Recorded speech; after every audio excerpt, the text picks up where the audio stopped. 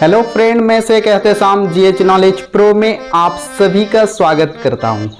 तो इससे पहले plus two first year arts हो, साइंस हो या कॉमर्स, जो हिंदी है उसका कबीर दास का सारा दोहा जो है आलोचना किया गया था, सबकी व्याख्या की गई थी। अगर आप वीडियो देखना चाहते हैं डिस्क्रिप्शन पे लिंक डाल दे रहा हूं, कबीर दास का सभी दोहे की व्याख्या आप देख सकते हैं। पहले इस वीडियो को देख लीजिए। तो आज हम शुरू करेंगे Surdas, plus two first year arts science commerce सभी के लिए है, Odisha B CHSC Odisha course जो है।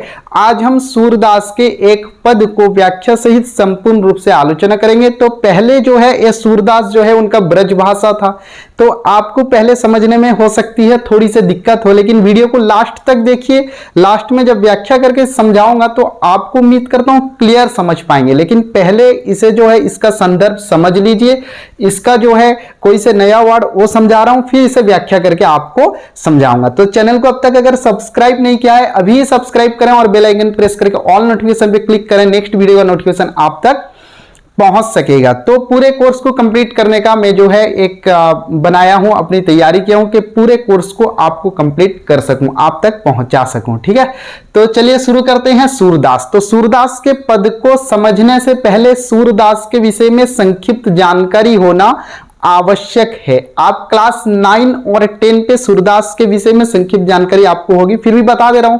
तो चलिए, सूरदास का जन्म जो है, सूरदास देखते हैं आप, सूरदास है।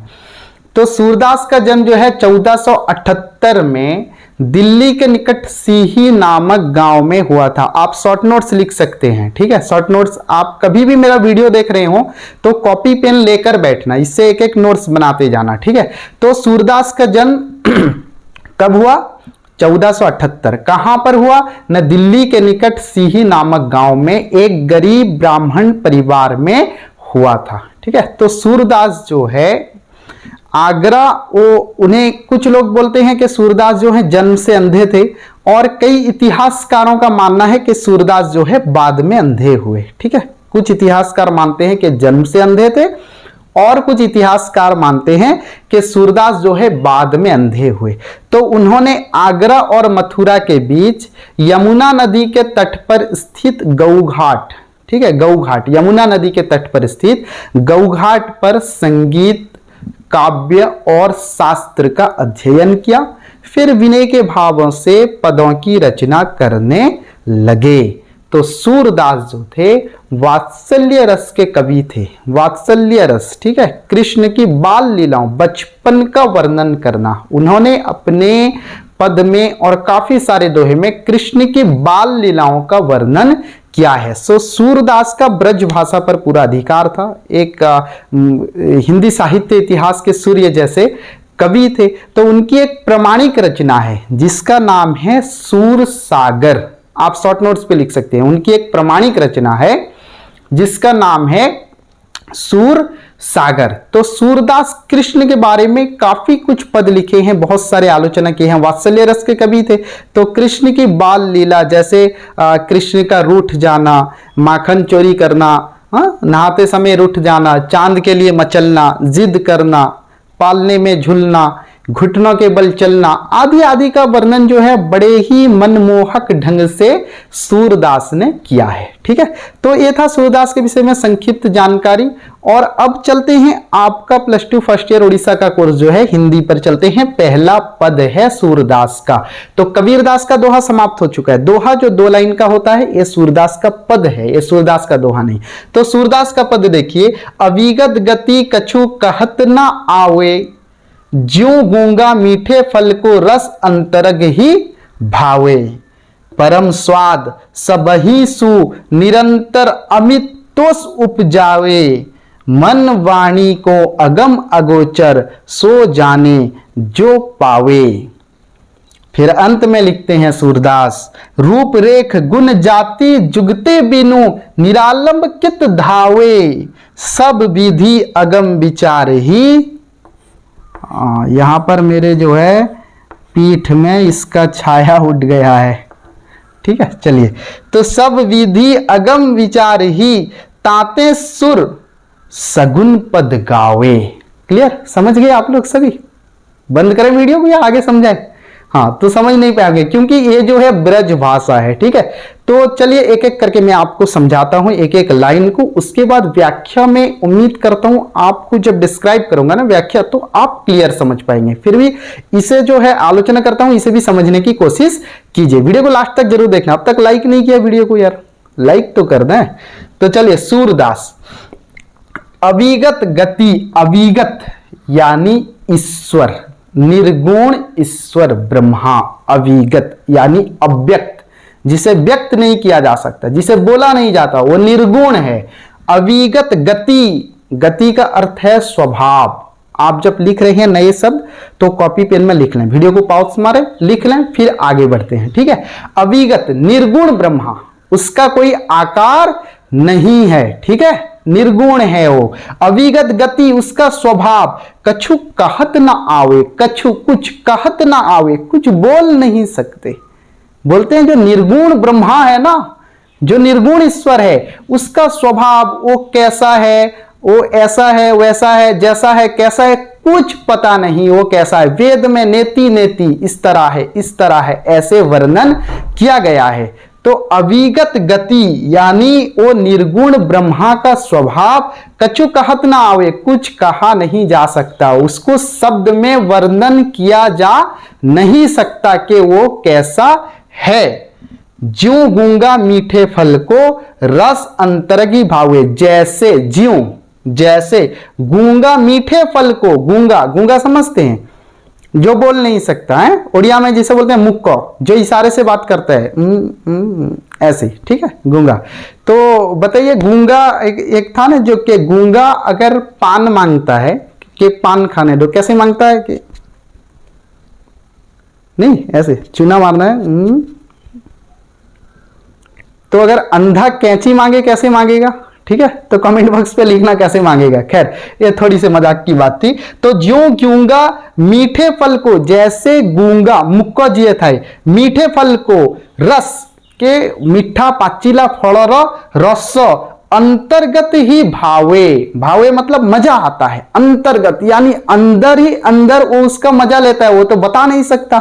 मीठे जिसे मिला है वही जानता है कि कैसा है। फिर देखते हैं तीसरा लाइन। ठीक है, आपको लास्ट में व्याख्या आपको पूरी तरह समझ में आएगी। तीसरा लाइन है, परम स्वाद सबही सुनिरंतर अमित तोष उपजावे। परम स्वाद जो अनुभव करता है, परम स्वाद का मीन्स जो अनुभव करता है, इसका अनुभव परम स्वाद यानी बहुत आनंददायक है। परम स्वाद सबही सुनिरंतर, हमेशा आनंददायक होता है। अमित तोष उपजावे, अमित मीन्स असीम, बहुत सारा, बहुत, असीम, तोष संतोष, शांति, उपजावे पैदा करता है, सृष्टि करे। तारो अनुभव कहार, निर्गुण ईश्वर ब्रह्मा की, जो निर्गुण है, निराकार है।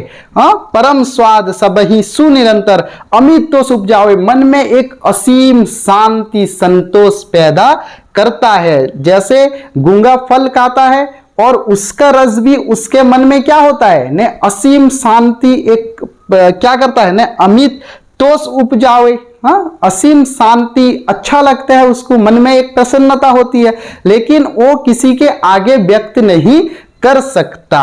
फिर क्या है, मन वाणी को अगम अगोचर सो जाने जो पावे। मन वाणी को अगम अगोचर सो जाने ओ पावे। बोलते हैं कि वो ब्रह्मा मन से, वाणी से या शब्दों के जरिए मन वाणी को अगम अगोचर, अगम यानी अगम्य, जहां पहुंचा जा नहीं सके, अगोचर इंद्रिय से परे, जिसे इंद्रिय महसूस ना कर सके, सो जाने जो पावे, वही जानता है जो उसे पाता है। यानी वो ब्रह्मा जो है, मन वाणी अगम अगोचर, मन वाणी से उसको व्यक्त नहीं किया जा सकता, शब्दों से उसको व्यक्त नहीं किया जा सकता, वो अगम है, पता नहीं वो कैसा है। अगोचर, इंद्रिय उसे महसूस नहीं कर सकता, उसकी फीलिंग्स इंद्रिय नहीं महसूस, इंद्रिय से परे, वो इंद्रिय से बाहर है, ठीक है। अगोचर, सो जाने जो पावे, जो उसे जानता है, जो उसे पाया है वही उसे जानता है। फिर आगे क्या बोलते हैं, रूप रेख गुण जाति, बोलते हैं सूरदास यहां पर बोलते हैं, ये लाइन देखिए, रूप रेख गुण जाति सूरदास कहते हैं मन चिंतन मनन करने के लिए, मन चिंतन मनन करने के लिए, एक श्रद्धा स्थापित करने के लिए किसी इंद्रिय को खोजता है कि कोई हो जिसे हम जानते हो, जिसे हम देखे हो, उसे खोजता है एक श्रद्धा स्थापित करने के लिए। लेकिन वो निर्गुण ब्रह्मा, उसे हम जो है, जो पाता है वही जानता है, उसे हम व्यक्त नहीं कर सकते। बोलते रूप रेख गुण जाति, ना उसका रूप है, ना कोई आकार है, ना गुण जाति, युक्ति बिनु, युक्ति के बिना, कैसे प्रमाण करें हम, युक्ति के बिना, निरालंब कित धावे, निरालंब यानी जिसका आधार ना हो, कित धावे कैसे दौड़े जाएं, कैसे उसके पीछे जाएं, कित धावे कैसे जाएं, निरालंब कित धावे, सब विधि अगम विचार ही। सूरदास बोलते हैं सब विधि, सारे चीज को जानने के बाद अगम विचार ही, ये अगम्य है, वहां तक पहुंचा जा नहीं सकता, ये अगम्य है। सब विधि अगम विचार ही, ताते उसके बाद उसके अपरांत सूर सगुन पद गावे। तो सूरदास कहते वो ब्रह्मा, कोई जो है हमें चिंतन मनन करने के लिए, एक श्रद्धा स्थापित करने के लिए हमें क्या चाहिए, कोई इंद्रिय की जरूरत होती है। तो निर्गुण ब्रह्मा जिसकी कल्पना हम कैसे करें, जिसे जो है, जो पाता है वही जानता है। तो इसलिए बोलते हैं सूरदास, ये सारा चिंतन मनन करने के बाद विचार ही ताते उसके बाद सुर सगुन पद गावे। सूरदास क्या करते हैं, ने जो सगुण ब्रह्मा है कृष्ण की उपासना करते हैं, उनके पद लिखते हैं, उनकी पूजा प्रार्थना करते हैं। ठीक है, इसको उम्मीद करता हूं समझ में आएगा। तो अगर आपको व्याख्या लिखना हो, आप क्या लिखेंगे, आप यहां पर समझ गए, अविगत गति कछु कहत ना आवे, के वो निर्गुण ब्रह्मा का स्वभाव कोई वर्णन नहीं कर सकता, कोई बोल नहीं सकता, उसकी रचना नहीं कर सकता, वो ऐसा है वैसा है कैसा है कोई नहीं बोल सकता। ज्यों गूंगा मीठे फल को रस अंतरस ही भावे, जैसे गूंगा मीठा फल खाता है, उसके रस कैसे मजा लगा वो किसी को बता नहीं सकता, ऐसे ही जो है उस ब्रह्मा को कोई बता नहीं सकता जो निर्गुण है। परम स्वाद सबही सुनिरंतर अमित स्वावे, जैसे उसका स्वाद फल का रस कैसे लगा ऐसे गूंगा नहीं बता सकता, वैसे ही जो ईश्वर निर्गुण ईश्वर को जो जानता है, जो पाया है वही समझ सकता है, दूसरा कोई उसे बता नहीं सकता। मन वाणी को अगम अगोचर सो जाने जो पावे। सूरदास कहते हैं कि एक चिंतन मनन करने के लिए एक इंद्रिय होना चाहिए, हम जिसे देखे हैं वैसे होना चाहिए बोलते हैं। तो मन वाणी, उसे कोई वाणी से व्यक्त नहीं कर सकता, अगम है, अगोचर है, इंद्रिय से परे है, हम उसे छू नहीं सकते, जैसे इंद्रिय से परे मैं नहीं फील कर सकते। अगम अगोचर सो जाने जो पावे, जो जानता है वही पाता है। रूप रेख गुण जाति, उसका आकार कैसा है, उसका प्रकार, गुण जाति, जुगनी बिनु, युक्ति के बिना, जुगनी बिनु मतलब युक्ति के बिना, प्रमाणिक नहीं। निरालंब कित धावे, उसके आधार को हम जानते नहीं, कित धावे कैसे दौड़े, कैसे उसकी उपासना करें। सब विधि अगम विचार ही ताते सुर सगुन पावे। बोलते सब विधि, ये सब विचार करने के बाद ताते, उसके बाद सूरदास जो है सगुण ब्रह्मा की पूजा करते हैं। कबीरदास जो थे निर्गुण भक्त धारा के कवि थे, वो ईश्वर के रूप को नहीं मानते थे, लेकिन सूरदास कहते हैं हाँ ईश्वर का रूप तो नहीं है, लेकिन हमें अगर एक चिंतन मनन करना हो, हमें माइंड में एक चित्र आना चाहिए, इसलिए वो सगुण ब्रह्मा के रूप को मानते हैं। तो इसकी व्याख्या ऐसे लिख सकते हैं आप कि अगर पढ़ा हो कभी एग्जाम में ऐसे आता है, ठीक है, अविगत गति कछु कहत डॉट डॉट आएगा और यहां पर लिखा होगा सुर सगुन पद गावे, व्याख्या कीजिए। तो आप वहां पर प्रसंग व्याख्या विशेष में जब जब एग्जाम करीब आएगा डिटेल्स बताऊंगा आपको आंसर कैसे देना है, अभी सिर्फ व्याख्या बताता हूं। व्याख्या आप कैसे लिखेंगे, आपने जो समझा है एते बुझाएला, गोटे गोटे लाइन गोटे गोटे शब्द जहा बुझिल से जिनस लिखिब ताहा ही व्याख्या। तो एबे चिंता करो कौन लिखिब। तो व्याख्या में हम लिख सकते हैं कि सूरदास कहते हैं कि निर्गुण ब्रह्मा जो है उसको उसे हम कैसे व्यक्त करें, उसे कोई व्यक्त नहीं कर सकता। जो उसे पाया है वही उसे महसूस कर सकता है, वही जानता है कि वह कैसा है। हम इसे व्यक्त नहीं कर सकते, उसका आकार कैसा है, उसका प्रकार कैसा है, वो कैसा है। तो युक्ति के बिना हमें चिंतन मनन करने के लिए कोई तो इंद्रिय चाहिए। तो इसलिए सूरदास क्या करते हैं, नए सगुण ब्रह्मा का तलाश करते हैं और सगुण ब्रह्मा सुर सगुण पद गावे, तो उसके सगुण ब्रह्मा की उपासना करने लगते हैं। सूरदास बोलते हैं निर्गुण ब्रह्मा, जैसे गूंगा मीठा फल खाने के बाद उसको क्या लगा, वो अपने अंतर्गत ही रखता है, हृदय में ही रखता है। वैसे ही हम सगुण ब्रह्मा को तो देख सकते हैं, हमारे इंद्रिया उसे देख सकता है, लेकिन हम जो है निर्गुण ब्रह्मा जैसे गूंगा फल खाता है वैसे ही उसका हृदय जानता है, वो अंतर्गत रखता है। वैसे ही हम जो है निर्गुण ब्रह्मा को, वेदों में उसे नीत नीत कहा गया है, ऐसा है वैसा है, तो उसका वर्णन नहीं कर सकते। ओ तो अतः सूरदास ने यहां पर सगुण ब्रह्मा की उपासना की है, किसके, कृष्ण के। ठीक है, तो उम्मीद करता हूं समझ में आया होगा। आपको अगर कोई भी डाउट हो, कोई भी डाउट हो, आप मेरे कमेंट बॉक्स पे मुझसे पूछ सकते हैं, मैं वहां पर आपको आंसर करूंगा। तो मिलते हैं और एक वीडियो में, नेक्स्ट वीडियो के साथ आप लोगों के साथ फिर से मुलाकात होगी। तब तक के लिए आज्ञा दीजिए। जय हिंद।